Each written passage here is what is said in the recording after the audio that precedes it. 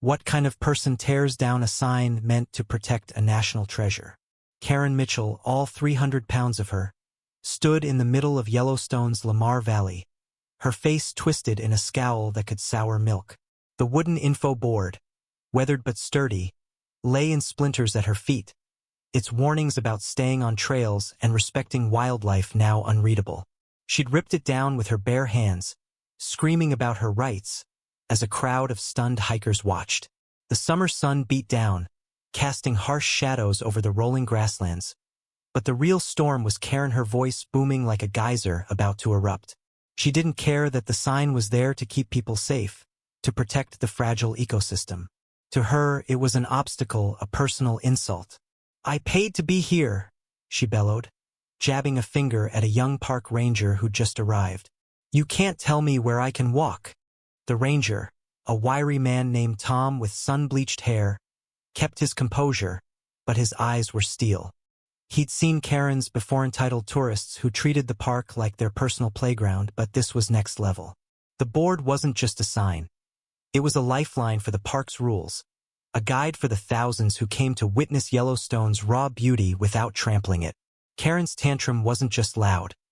It was destructive, a middle finger to the very idea of shared spaces.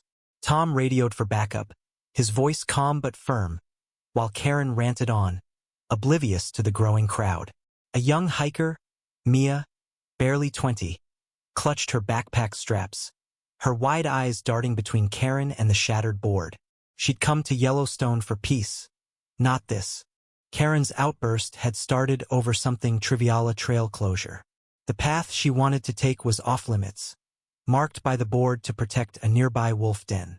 She'd ignored the signs, stomped past the ropes, and when Tom politely asked her to turn back, she lost it. "Do you know who I am?" she'd screamed, as if her name carried weight in the wilderness. Then, in a fit of rage, she'd grabbed the board and yanked it from the ground, splintering the wood with a strength fueled by pure spite. The crowd gasped. Mia whispered to her friend, "Is she for real?" But Karen was just getting started. Tom's radio crackled, and another ranger, Elena, arrived, her boots crunching on the gravel. She was older, with a no-nonsense air and a badge that gleamed with authority.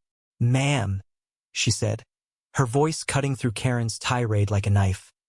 "You need to step back and explain yourself." Karen spun on her, face red, sweat beading on her forehead. "Explain?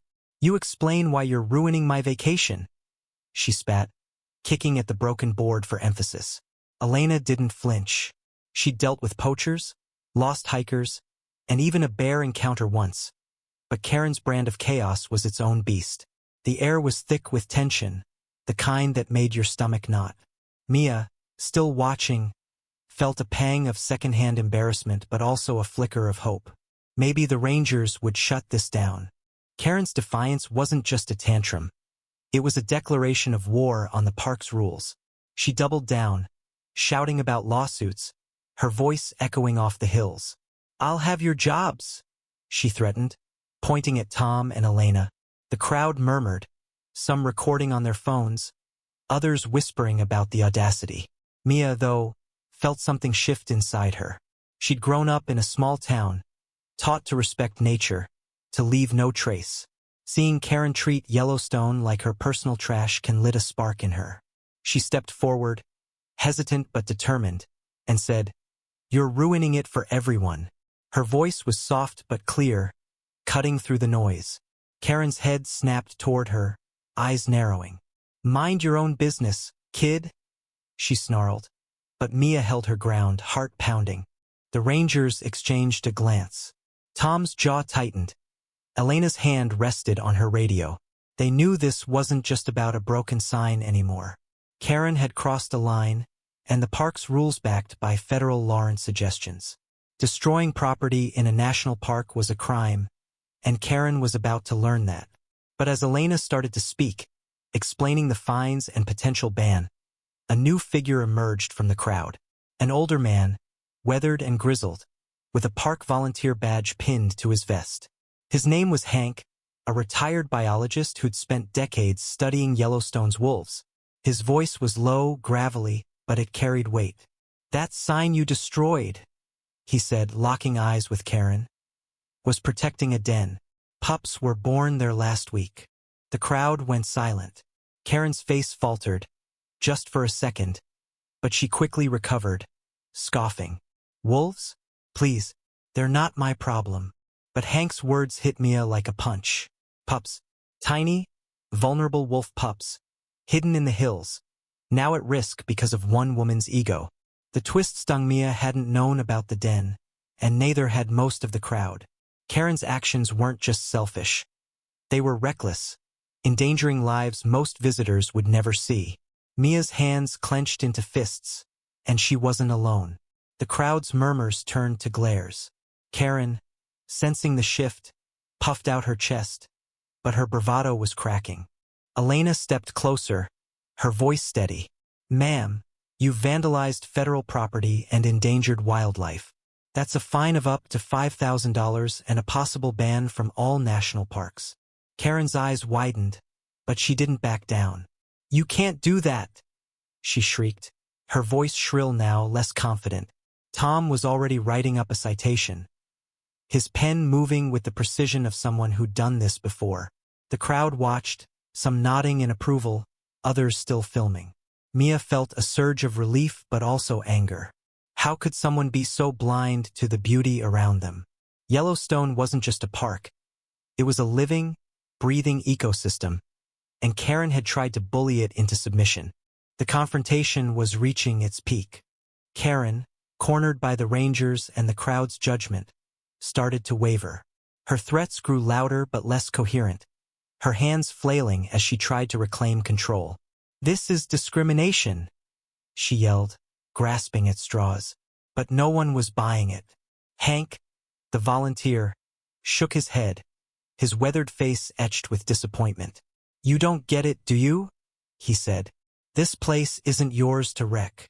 His words hung in the air, heavy with truth. Mia, still standing nearby, felt a swell of pride for the rangers, for Hank, for the park itself. But Karen wasn't done yet. She took a step toward Elena, her face inches from the rangers, and that's when things got real. "You think you can intimidate me?" Karen's voice was a venomous hiss, her bulk looming over Elena, who stood her ground, unflinching. The ranger's eyes were steady, her posture rigid but calm, like a tree rooted against a storm.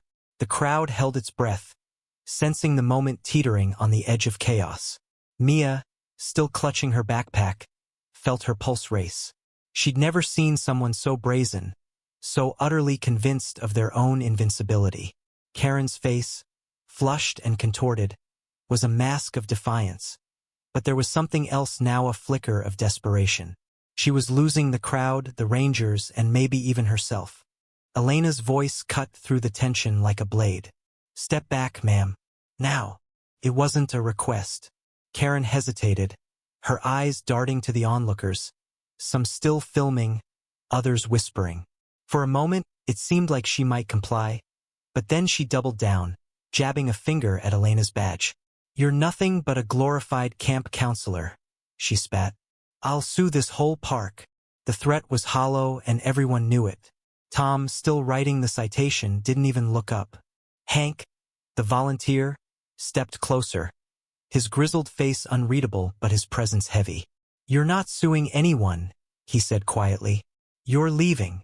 The standoff was electric, the air thick with the weight of consequences. Karen's bravado was crumbling, but she wasn't ready to surrender.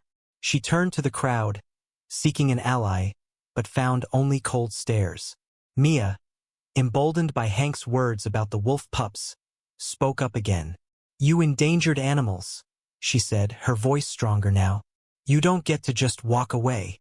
Karen's head whipped toward her, eyes blazing. "You little brat," she snarled, taking a step toward Mia. "That was a mistake." Tom moved swiftly, positioning himself between them, his hand raised in warning. "Don't," he said, his voice low but firm. The crowd tightened, a collective inhale. Karen froze, her chest heaving, sweat dripping down her temple. For the first time, she seemed to realize the depth of her situation. The Rangers weren't backing down. The crowd wasn't on her side, and the law was closing in. Elena pulled out her radio, speaking in clipped tones. "We've got a 10 to 17 at Lamar Valley, requesting additional support." The code meant nothing to Karen, but the finality in Elena's voice was unmistakable. Backup was coming, and with it, the end of Karen's reign of terror. But then came the twisted gut punch none of them saw coming. Hank, who'd been quiet, pointed to a nearby trail camera, its lens glinting in the sunlight. "That's been recording the whole time," he said, his voice steady but laced with satisfaction. "Every word, every move. You're on tape, ma'am." Karen's face went pale. The camera, small and unobtrusive, had captured her entire meltdown, the yelling, the destruction, the threats. It was undeniable proof, a digital witness to her crimes. Mia's eyes widened, a mix of awe and relief washing over her. The crowd murmured, some chuckling softly, others nodding in approval. Karen, for once, was speechless, her mouth opening and closing like a fish out of water. The reality of her actions was sinking in, and it was heavy. The Rangers didn't need her confession. The camera had already told the story. Elena stepped forward, holding up the citation Tom had finished writing.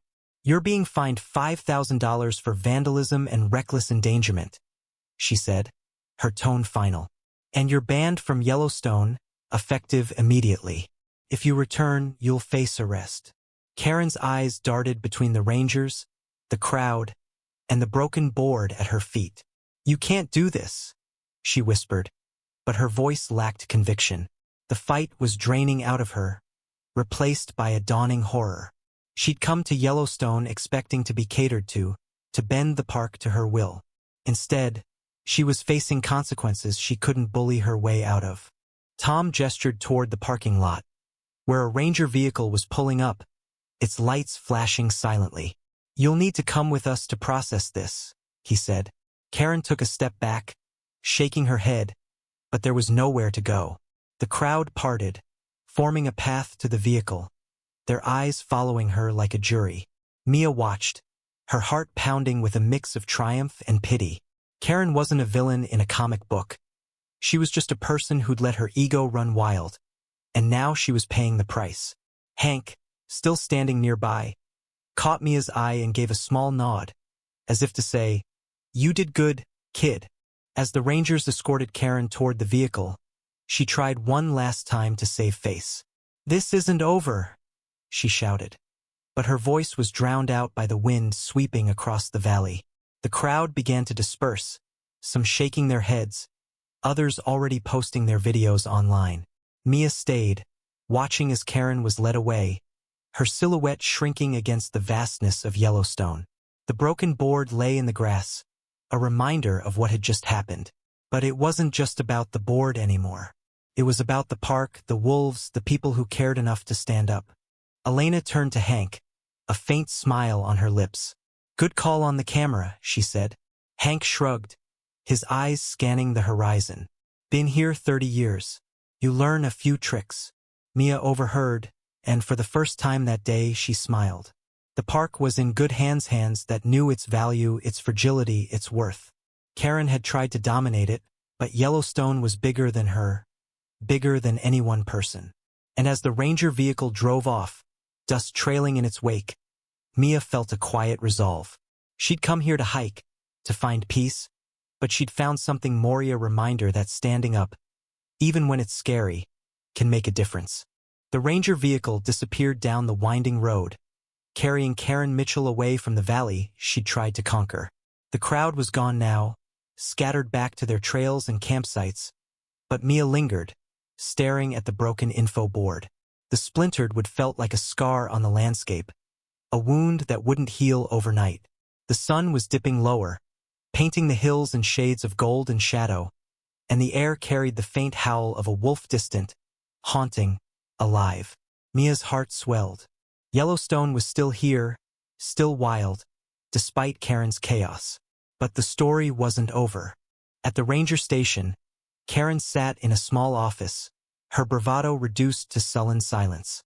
The The walls were lined with maps and photos of the park's wildlife: bison, grizzlies, the very wolves she'd endangered. Elena and Tom stood across from her, their faces unreadable as they processed the paperwork. The fine was official now, and the ban was logged in the National Park Services system.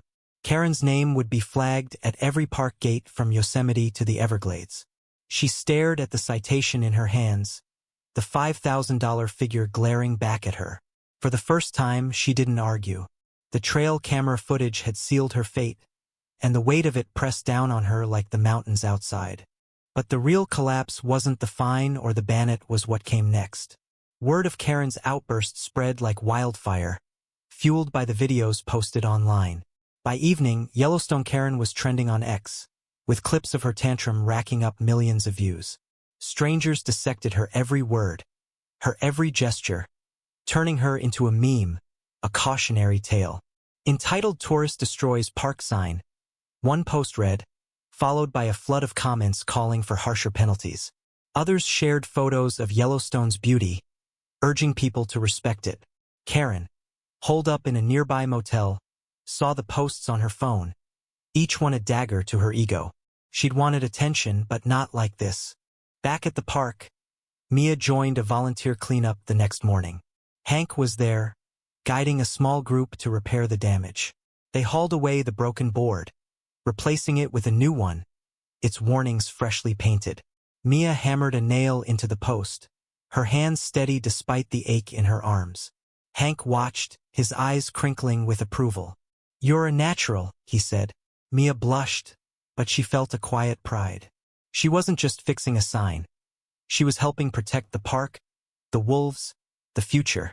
The group worked in silence, the only sounds the clink of tools and the rustle of wind through the grass. It was healing, in a way, a small act of defiance against Karen's destruction. Karen, meanwhile, was unraveling. The motel's Wi-Fi kept her glued to her phone, scrolling through the hate. She tried to post a defense, claiming she'd been provoked, but it only made things worse. The internet was merciless, and her name was now synonymous with entitlement. Friends stopped texting. Her boss called, asking about the incident she'd failed to mention. The fine was steep, but the social fallout was steeper. She'd always seen herself as someone who got what she wanted, who could bully her way through any situation. But Yellowstone wasn't a department store or a customer service line. It was bigger, older, and far less forgiving. At the park, the new board stood tall, its message clear. Stay on the trails, respect the wildlife. Mia traced her fingers over the words, thinking of the wolf pups Hank had mentioned. She imagined them, small and scrappy, hidden in their den, unaware of the chaos that had unfolded. The thought made her smile, but it also made her fierce. She'd stood up to Karen, even if just for a moment, and that act had rippled outward, joining the Rangers' resolve, Hank's wisdom, and the crowd's silent judgment. It wasn't about one person winning. It was about all of them protecting something greater. Weeks later, Mia was back home, scrolling through X when she saw a new post photo of the wolf pups, now bigger, tumbling out of their den under the watchful eyes of their pack. The caption read, "Yellowstone's wolves are safe, thanks to rangers and visitors who care." Mia's heart lifted. She thought of Karen, probably still licking her wounds, her name forever tied to a moment of shame. But more than that, she thought of the park, its rivers, its mountains, its stubborn, beautiful refusal to bend. Karen's collapse wasn't just about the fine or the ban. It was the loss of her illusion of control. She tried to dominate a place that didn't belong to her, and it had pushed back, hard. The rangers, the volunteers, even Myathede all played a part in holding the line. And as Mia looked at the photo of the pups, she felt a spark of something new. She wanted to come back, maybe as a volunteer, maybe as a ranger someday. Yellowstone had taught her something Karen would never understand. Real strength isn't in tearing things down. It's in standing up, in protecting what matters, in leaving the world better than you found it. The park went on as it always had. The wolves howled, the geysers steamed, and the new board stood firm against the wind. Karen was gone, her name a fading echo, but the lesson lingered. For Mia, for the rangers, for anyone who'd witnessed that day, It was a reminder. Nature doesn't bow to tantrums. It endures, and so do the people who fight for it.